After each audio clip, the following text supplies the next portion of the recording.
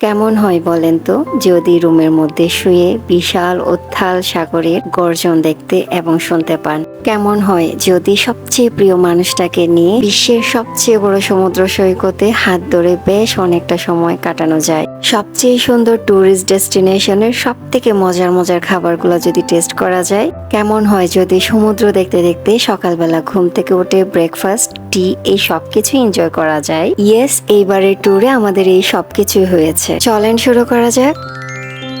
Hello viewers, আসসালামু আলাইকুম। নতুন আরো একটা ভিডিওতে আপনাদের সবাইকে ওয়েলকাম করছি। আজকে শেয়ার করব আপনাদের সাথে আমাদের কক্সবাজার ট্যুরের প্রথম দিনের বেশ কিছু মুহূর্ত। আশা করছি বরাবরের মতো আমার আজকের ভিডিও আপনাদের কাছে ভালো লাগবে। এই তো লাগেজটা গুছিয়ে রাতের প্রায় 12:30 একটার দিকে আমরা স্লিপার বাসে উঠি। তারপরে দেখলাম খুব বৃষ্টি হচ্ছিল। পরে এই যে সকাল হয়ে গিয়েছে, আমার বাবুটা তাড়াতাড়ি ঘুম থেকে উঠে বাইরে দেখছিল। সেই সাথে কক্সবাজারের শুরুটা এই যে কলাতলির এই জায়গাটা দেখতে আমার মনে হয় সবাই খুব পছন্দ করে। সকালে আমরা প্রায় 10টার মধ্যে পৌঁছে গিয়েছিলাম। তো তারপরে গিয়েছি নাস্তা করার জন্য। আমরা সেদিন শালিক রেস্টুরেন্টে গিয়েছিলাম ব্রেকফাস্টটা করার জন্য। এর মধ্যে আমরা একটা চিকেন স্যুপ নিয়েছি, সবজি নিয়েছি, ডাল নিয়েছি, সেই সাথে একটা ডিম পোস্ট নিয়েছি। আর সেই সাথে একটা চা না থাকলে কি হয়?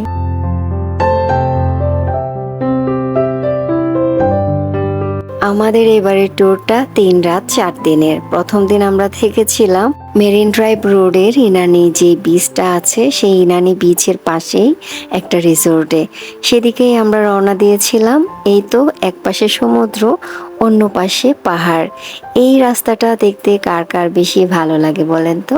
আসলে ভালো লাগে না এমন কাউকে পাওয়া যাবে না আমার মনে হয়। এনিওয়েজ, আমরা পৌঁছে গিয়েছি কোথায়? আমাদের ডেস্টিনেশন ইনানি বিচের কাছেই একটা রিসোর্টে। যাওয়ার পরে ওয়েলকাম ড্রিঙ্কস দিয়েছে। এরপরে সকল ফর্মালিটিস শেষ করে এখন আমরা রুমে ঢুকলাম। তো রুম টুরটা আপনাদের সাথে একটু করে শেয়ার করে দিচ্ছি। এক পাশে একটা জানালা, সেই সামনে 2টা চেয়ার, তারপর এক পাশে বেড এবং অন্য পাশে এই তো টেবিল আছে, চেয়ার আছে, তারপর বিভিন্ন ধরনের চা, কফি এগুলো কমপ্লিমেন্টারি ছিল। একটা ফ্রিজ আছে, তারপর বসার জন্য একটা সিটিং এরিয়া আছে, টিভি আছে। এই তো যা যা থাকে আর কি একটা রুমের মধ্যে, মোটামুটি সব কিছুই ছিল। রুমটা যদিও একটু ছোট বাট খুব সুন্দর গোছানো, কোজি একটা রুম ছিল। তারপর আরও একটা জানালা এই পাশে আছে, সেই জানালার পাশে ছিল একটা বড় করে ক্লোজেট, যে ক্লোজেটের মধ্যে আপনারা কাপড় চোপড় সব রাখতে পারবেন। সেই সাথে একটা লকারও আছে এবং জায়নামাজও আছে। তারপর পাশে যে জানালাটা, জানালার পর্দাটা সরালে এত সুন্দর গ্রিনারি একটা ভিউ দেখা যায়, কি বলবো।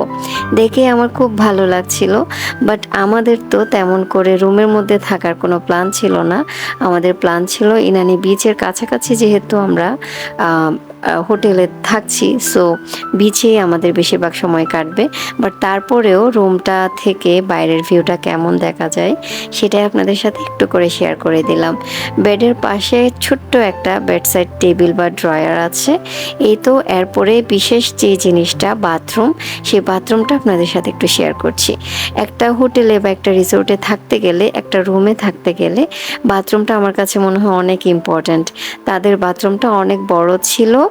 তারপরে হচ্ছে তাদের যে শাওয়ার পার্টটা আছে সেটা আলাদা করা ছিল, সেই সাথে টাওয়াল ছিল। তারপর হচ্ছে বিভিন্ন যে এক্সট্রা অ্যামিনিটিস যে জিনিসগুলো থাকে আর কি, ডেন্টাল কিট, তারপর লোশন, তারপর হচ্ছে সোপ, আরও যা যা থাকে সব কিছুই ছিল। এনিওয়েজ, এই যে আমাদের যে সানগ্লাসগুলো কেনা হয়েছিল লাস্ট ভিডিওতে, শপিং ভিডিওতে দেখাতে ভুলে গিয়েছিলাম, সেই সানগ্লাসগুলো কিন্তু এখন বের করে নিয়েছি। আমরা বাইরে যাব এখন লাঞ্চ করার জন্য। তো লাঞ্চ করার পরে যেহেতু আমরা বিচে যাব, একটু রোদ আছে, তো সানগ্লাসটা তো পরতে হবে। এর মধ্যে আমার জোহান বাবাকে সানগ্লাসটা দিয়ে দিয়েছি, বললাম তুমি পরো। তো সে পরছে, বের করছে, খুলে ফেলছে। তো তার সাথে আমি একটু দুষ্টামি করছিলাম। আমি নিজেও একটু সানগ্লাসটা পরে তার সাথে অনেক দুষ্টামি করছি, আর হচ্ছে একটু করে রেকর্ড করে নিচ্ছিলাম। এনিওয়েজ, আমি কিন্তু রেডি হয়ে গিয়েছি, লাঞ্চ করতে যাব। সেই সাথে একদম সন্ধ্যার পরে আমরা রুমে ব্যাক করব। এর মধ্যে বিচে ঘোরাঘুরি করব, রাতে ডিনার করব বা বিকাল টাইমে স্ন্যাক্স খাবো, এই তো এগুলোর জন্যই আসলে একদম রেডি হয়ে বের হচ্ছি। এনিওয়েজ আপনাদেরকে তো আমাদের রিসোর্টের বাইরের দৃশ্যটা দেখানোই হয় নাই। আসলে তাদের রিসোর্টটা আমার কাছে খুব ভালো লেগেছে। একদম গ্রিনারি একটা সিনারি পাবেন আপনারা রিসোর্টের বাইরে।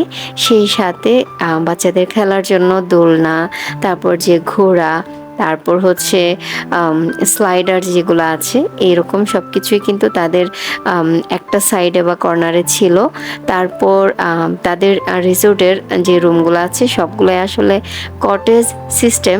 আমরা কিন্তু আজকে তিনজনই হোয়াইট কালার ম্যাচিং করে পড়েছি। আমাদেরকে দেখতে কেমন লাগছে প্লিজ কমেন্ট করে জানাবেন। এনিওয়েজ তারপর আমরা লাঞ্চ করার জন্য চলে এসেছিলাম বিখ্যাত পালঙ্কিতে খাওয়ার জন্য আমার অনেক দিনের ইচ্ছা ছিল। তো ফাইনালি আজকে প্রথম দিনেই আমরা পালঙ্কিতে খাবো। পালঙ্কিতে খাওয়ার জন্য প্রথমে আমরা প্রায় 1.5 ঘন্টা পর্যন্ত বসে রিজার্ভেশন দিয়ে তারপরে সিট পেয়েছি, তারপরে আমাদের খাবার এসেছে। এর মধ্যে লইট্টা ফ্রাই নিয়েছি, তারপর নিয়েছি পাহাড়ি মোরগ, তারপর নিয়েছি ইলিশ পাতুরি এবং সেই সাথে 2টা ভর্তা নিয়েছিলাম আমরা। এই তো, আর তাদের অনেক মজার ডালটা নিয়েছিলাম। বাট আমার কাছে ডালটা আসলে এত একটা বেশি ভালো লাগে নাই। এটাতে আসলে অনেক ঘিয়ের ঘ্রাণ ছিল, বাট লবণ একটু কম ছিল। সব থেকে বিখ্যাত জিনিস ছিল এই রাবড়ি জিলাপি। এটা এত মজা ছিল, আমরা পেট ভোরে ভাত খাওয়ার পর তারপরে এই জিলাপিটা খেয়েছিলাম। তারপরেও আমরা কিন্তু সবগুলা খেতে পেরেছি। এই তো খাওয়া দাওয়ার পর আমরা চলে এসেছি বিচে। তখন কিন্তু ভালোই সূর্য রোদ দিচ্ছিল। তো তারপরে আমরা বিচে নেমে পড়েছি, কারণ তখন প্রায় আসরের পর 4টা থেকে 5টা বেজে গিয়েছিল। তো ওই সময়টাতে আসলে মনে হচ্ছিল এসেছি যেহেতু একটু রোদ হলেও আমরা একটু বিচে যাই, ঘুরতে ঘুরতে দেখা যাবে সূর্যটা ডোবার সময় হয়ে আসবে। তো যাই হোক, এর মধ্যে আমরা বেশ কিছু ছবি তুলেছি, বেশ কিছু ভিডিও করে নিয়েছি। আর যেহেতু আমরা ম্যাচিং জামা কাপড় পরেছিলাম, তো আমার ফ্রেন্ডকে বলছিলাম যে আমাদেরকে একটু ভিডিও করে দাও। এগুলাই তো আসলে স্মৃতি। এই জায়গায় এসে বেশ যে 2-3টা দিন কাটিয়ে যাব, এই স্মৃতিগুলা জাস্ট মনে না রেখে আমার কাছে মনে হয় একটু ছবি ভিডিও আকারে রেখে দিলে না, এটা সারা জীবন স্মৃতি হিসেবে থাকবে। আপনাদেরকে গত ভিডিওতে বলেছিলাম না যে আমার জীবন থেকে কয়েকদিনের জন্য একটু ছুটি নিতে ইচ্ছে করছে। আলহামদুলিল্লাহ সেই ছুটিটা নিতে পেরেছি। গত 3-4 দিন আমরা খুব ভালো সুন্দর একটা ট্রিপ দিয়ে এসেছি বাসায়। আমরা এখন আলহামদুলিল্লাহ খুব ভালো আছি। আমার মনে হয় এই ছুটিটা সবারই দরকার আছে জীবনে। যদিও আমরা অনেকটা দেরি করে ফেলেছি, বাট দেরিতে হলেও আমাদের কিন্তু খুব ভালো কিছু সময় কেটেছে।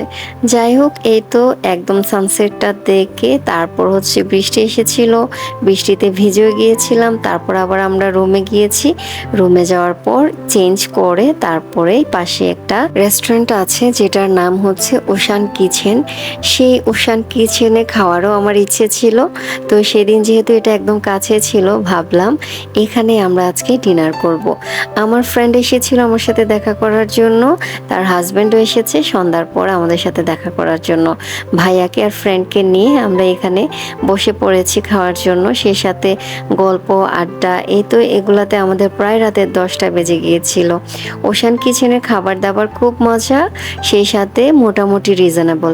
মানে অন্য জায়গায় যে পরিমাণ প্রাইসি, সেই পরিমাণ প্রাইসি না, একটু মিডিয়াম।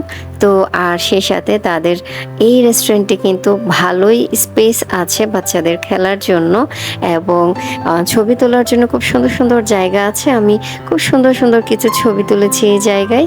এর মধ্যে জোহানের বাবা তার ছেলেকে নিয়ে কিছু সুন্দর সময় কাটাচ্ছে।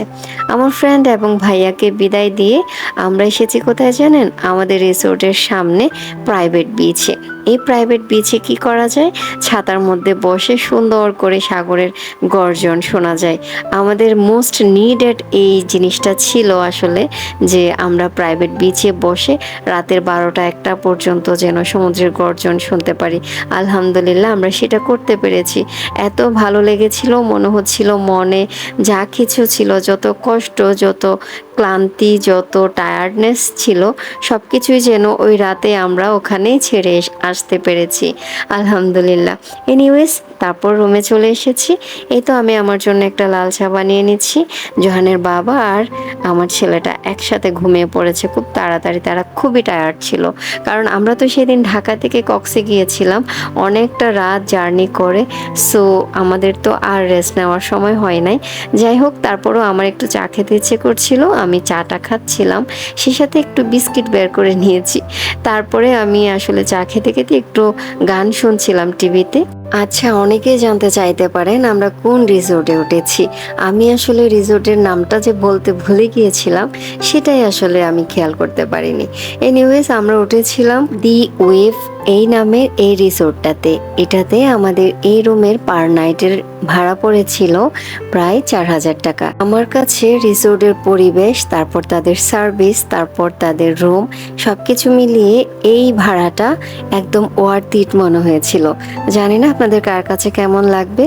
যাই হোক, গুড মর্নিং সবাইকে। পরের দিন সকালবেলা আপনাদের সবাইকে গুড মর্নিং জানাচ্ছি। এখন আমরা যাচ্ছি ব্রেকফাস্ট করতে। তাদের বুফে ব্রেকফাস্ট ছিল কমপ্লিমেন্টারি হিসেবে। তো এই তো আমি বুফেতে কি কি নিলাম সেটাও আপনাদেরকে একটু করে দেখিয়ে দিচ্ছি।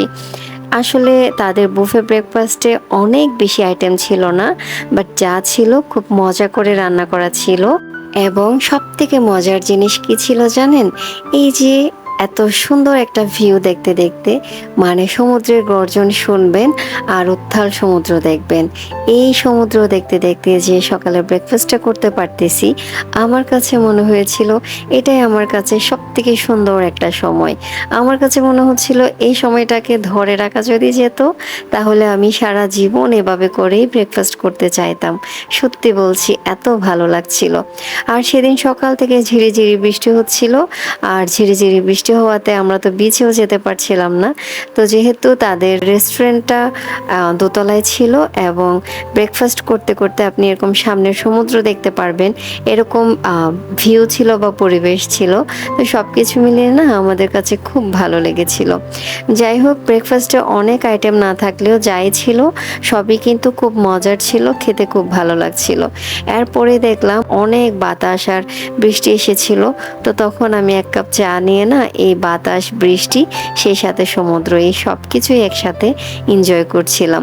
তারপরে হচ্ছে দাঁড়িয়ে দাঁড়িয়ে বৃষ্টি দেখছিলাম, দাঁড়িয়ে দাঁড়িয়ে বৃষ্টি হাতে ধরার চেষ্টা করছিলাম, সেই সাথে একটু ব্লুটুথ স্পিকারটা কানে গুঁজে দিয়ে তারপর গানও শুনছিলাম। এত ভালো লাগছিল কি বলবো। জোহানের বাবাকে ডাকলাম, বললাম চলো একসাথে বৃষ্টি দেখি, সমুদ্র দেখি। তারপরে দুজন মিলে অনেকটা সময় কাটিয়ে দিলাম। আচ্ছা, আগাম জানিয়ে দিচ্ছি, আমরা কিন্তু আগামী 2 দিন 5 স্টার মানের হোটেল সাইমানেও থাকবো, সেই সাথে একদম সমুদ্রের উপরে ভাসমান আরও একটা হোটেলে থাকবো, যেখানে আমরা বেডে শুয়ে একদম সমুদ্র দেখতে পারবো। আমাদের কক্সবাজার ট্যুরের আজকের প্রথম দিন আপনাদের কাছে কেমন লেগেছে প্লিজ কমেন্ট করে জানাবেন। আমি জানি আমার রেগুলার ভিউয়ার্স যারা আছেন তাদের কাছে আমার আজকের ভিডিও একটু ভিন্ন রকম লাগতে পারে, কারণ আমি তো রেগুলার ডেইলি ভ্লগ করি। তো যাই হোক, এনিওয়েজ, তারপরেও বলবো আমাদের নেক্সট 2 দিনের অ্যাডভেঞ্চারাস যেই সময়টা কেটেছে, সেই সময়গুলো দেখতে হলে অবশ্যই আমার এই ভিডিওতে লাইক দিতে হবে এবং নেক্সট ভিডিওর জন্য চ্যানেলটা সাবস্ক্রাইব করে রাখতে হবে। নেক্সট ভিডিওতে আবারও দেখা হবে, আবার কথা হবে। Till then, take care and thanks for watching this video. আল্লাহ হাফিজ।